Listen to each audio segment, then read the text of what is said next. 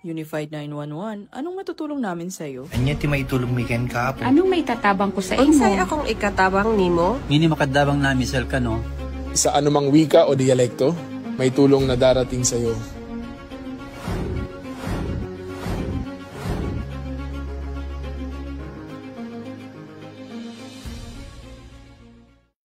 Lilingkod sa bawat Pilipino at magbibigay ng tamang impormasyon para sa tahimik at maayos na Pilipinas. Police News Network, alagad ng batas, tagapagtaguyod ng balitang pulis, sandigan ng mamamayan, patnubay ng katotohanan.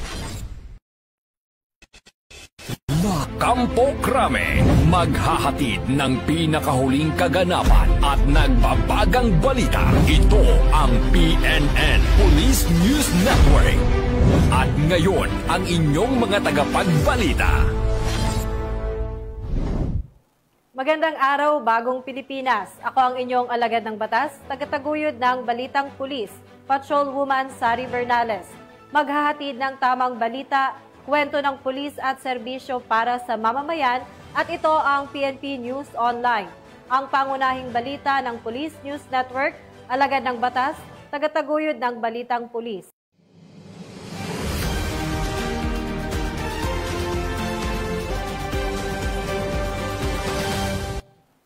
Ngayon ay araw ng Linggo at narito ang mga balitang nakalap ng ating mga PNN correspondents sa loob ng linggong ito.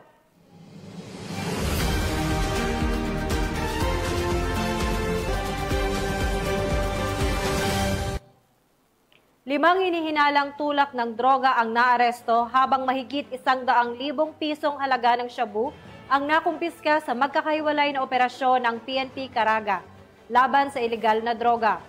PSSG Iris Joy Laureto, ibalita mo.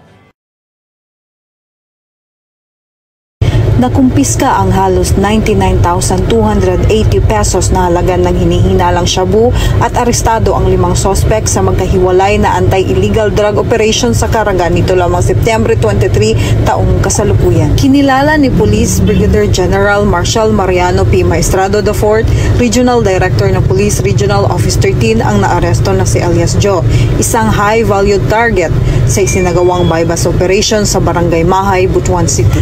Nakuha mula sa kanya ang tinatayang 10 gramo ng hinihinalang shabu na nagkakahalaga ng 68,000 pesos. Naaresto rin si alias Zen matapos respondehan ng pulisya ang ulat na nakawan sa barangay poblasyon. Kasalukuyang inihahanda ang mga hiwalay na kaso laban sa mga sospek sa paglabag sa Republic Act 9165 o Comprehensive Dangerous Drug Act of 2002.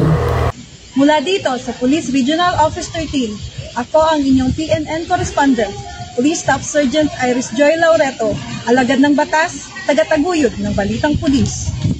Winakasan ang pagtatago ng isang most wanted person matapos itong maaresto ng pulisya dahil sa kasong lascivious conduct sa isang operasyon sa Zamboanga del Sur.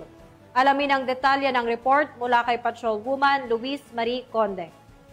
Arestado ang isang lalaki sa kasong lascivious sa isinagawang manhunt operation ng Tigbao Municipal Police Station sa Barangay Begong Tigbao, Zamboanga del Sur nito lamang ika-24 ng Setyembre taong kasalukuyan. Kinilala ng mga otoridad ang sospek na si alias Omar, 29 anyos, lalaki, walang asawa at residente sa nasabing lugar. Naging matagumpay ang ikinasang operasyon ng mga otoridad ng Tigbao MPS na nagresulta sa pagkakaaresto sa sospek sa bisa ng warrant of arrest sa kasong lascivious kaugnay ng Section 5B Article 3 ng RA 7610 sa ilalim ng criminal case number na 18590-2K25 na inisyo ni Honorable Ray Camasura Torrecampo, Presiding Judge, Branch 22, Regional Trial Court, 9th Judicial Region, Pagadian City noong September 23, 2025 na may 200,000 pisong piyansa. Kasalukuyang nasa pangangalaga na ng Tigbao MPS ang suspect para sa maayos na dokumentasyon at tamang disposisyon. Patunay lamang ng pambansang pulisya ng Pilipinas, katuwang ang ibang ahensya ng pamahalaan ay hindi nagpapabaya sa kanilang sinumpaang tungkulin na huli ng mga taong tiwalag sa batas, mapanatiling ligtas ang komunidad at ipatupad ang kapayapaan ng bansa para sa umuunlad na bagong Pilipinas.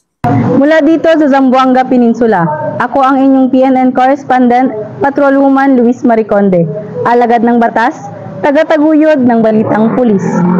Nauwi sa pagkadakip ang dalawang hinihinalang tulak ng droga matapos mabulgar ang kanilang operasyon at makumpiska ang mahigit 1.3 milyong halaga ng shabu sa isang matinding buy-bust operation sa bayan ng San Jose. Patrolwoman Julibel Albior sa report.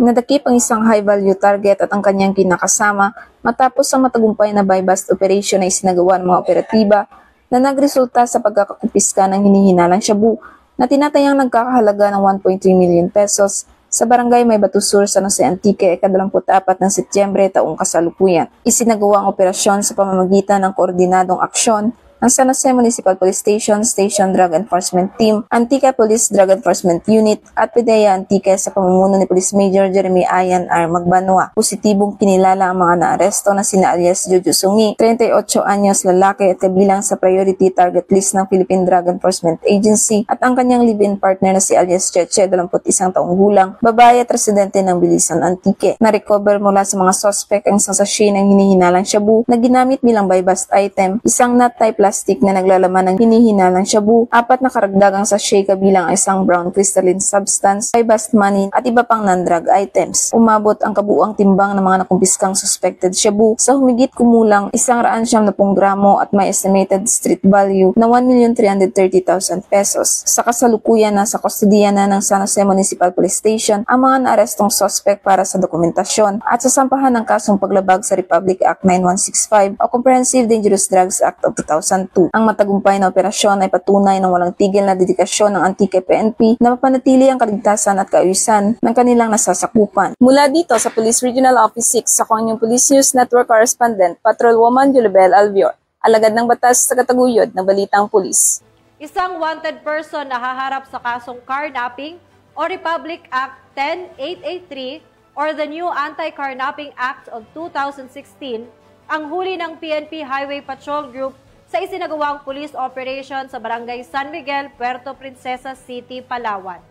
Patrolman Mark Roland Feliciano sa report. Sa mas pinalakas na mga operasyon kontra karnapping at pagpapatupad ng mandato ng PNP Highway Patrol Group, isang wanted person ang huli ng magkasa ng isang police operation. Ang mga tauhan ng Regional Highway Patrol Unit Mimaropa sa pamumuno ng kanilang Regional Chief na si Police Colonel Christian B. De La Cruz na pinangunahan naman ni Police Lieutenant Eugenia D. Junidil, Officer in Charge ng HPG Palawan sa Barangay San Miguel, Puerto Princesa City, Palawan. Kinilala ang suspect na si alias Jancel, 22 taong gulang na nakatira kung saan ito nahuli.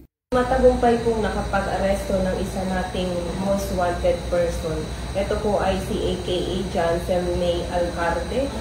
Na-aresto po natin siya sa visa po ng warrant of arrest sa violation po ng Public Act 10883, the new Anti-Carnapping Act of 2016. Nananawagan din po tayo sa ating mga kababayan na nag-iisip po na gumawa ng hindi maganda na pag-isipan po natin ng ilang beses po. At ganun din po sa mga mamamayan, mga kasama po natin na pag-ingatan po natin ang ating mga kagamitan. Hindi na nga nakapalagpa ang suspect at binasa ng kanyang karapatan sa salitang kanyang nauunawaan at harap sa kasong karnapping o Republic Act 10883 or the new Anti-Carnapping Act of 2016 habang nasa kustodiya ito ng Provincial Highway Patrol Team Palawan para sa dokumentasyon at tamang disposisyon habang inaantay ang pagharap nito sa korte. Sa anumang katanungan, reklamo o impormasyon, ang himpilan ng HPG ay palaging bukas upang kayo'y tulungan. Kami ang Highway Patrol Group, ang kakampi nyo sa kalsada na patuloy na magbibigay ng serbisyong HPG dahil dito sa ating bagong Pilipinas, ang gusto ng pulis,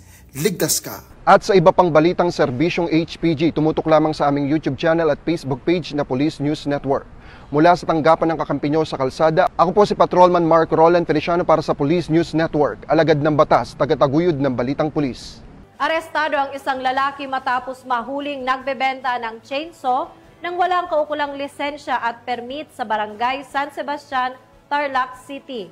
Magbabalita dyan si Patrolwoman Mary Grace Artizuela.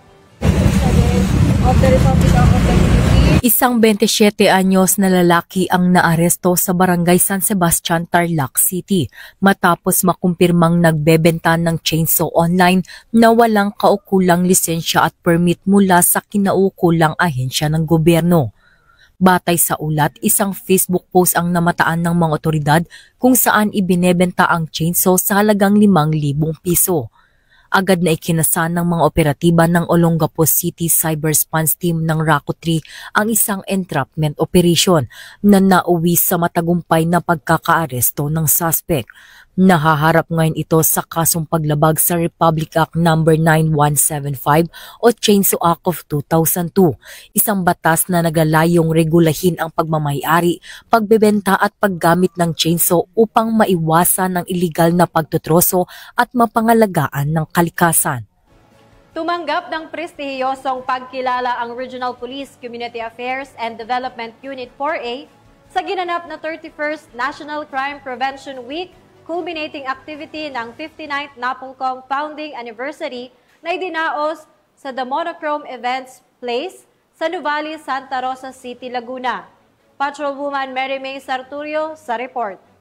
Matagumpay na naidaos ang ika-31st National Crime Prevention Week culminating activity kasabay ng ika-59th NAPOLCOM Founding Anniversary kahapon September 25, 2025 na ginanap sa The Monochrome Events Place, Nuvali, Santa Rosa City, Laguna. Ang aktibidad ay dinaluhan ng mga tauhan mula sa NAPOLCOM 4A sa pangunguna ng kanilang Regional Director, Director Julieta Ranieses, Regional Director ng Police Regional Office 4A, mga Provincial Directors mula sa iba't ibang probinsya, mga Chief of Police, iba pang mga PNP personnel, LGUs at mga awardees. Nakiisa rin si Vice Chairperson and Executive Officer Commissioner Rafael Vicente R. Calinisan bilang panauhing pandangal. Pinarangalan din bilang NCPW Technical Working Group ang miyembro ng Regional Police Community Affairs and Development Unit 4A, walang iba kundi si Police Colonel Mildred E. Patam, ang Chief RPCADO 4A. Pinarangalan din ang iba't ibang istasyon, mga PNP personnel at NAPOLCOM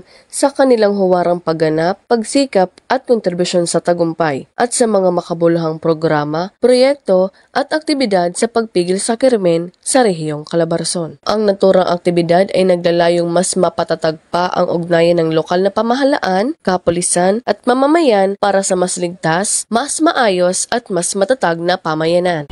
Mula rito sa Nuvali, Santa Rosa City, Laguna, ako ay yung Police News Network Correspondent, Patrolwoman Mary May Sarturio. Alagad ng batas, tagataguyod ng balitang pulis.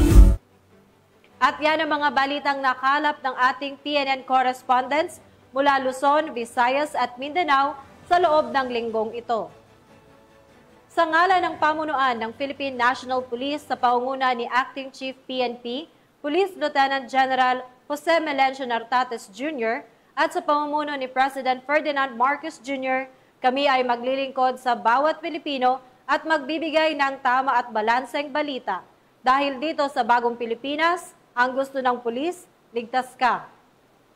Mula rito sa tanggapan ng tagapag-ugnay ng Pambansang Pulisya, ako ang inyong alagad ng batas, tagataguyod ng Balitang Pulis, Patrolwoman Sari Bernales. Maghahatid ng tamang balita, kwento ng pulis at serbisyo para sa mamamayan at ito ang PNP News Online, ang pangunahing balita ng Police News Network.